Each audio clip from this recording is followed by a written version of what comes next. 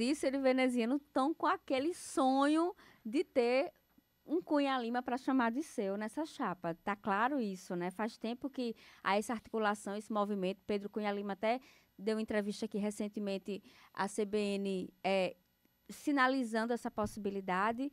E ontem, algumas peças importantes dessa aproximação estavam presentes. Não estava Pedro, mas estava Ronaldo Cunha Lima, né, o irmão de Cássio, pai de Pedro, então Ronaldo? Ronaldo Cunha Lima, filho. Sim, tá. É o primogênito. Deu um tilt aqui na minha cabeça. Um holograma, né, Caio?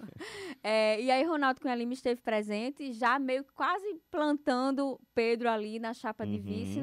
Não pode fazer isso. Deixou o mistério, Deixou né? o mistério. Romero Rodrigues, que é quase um Cunha Lima, né?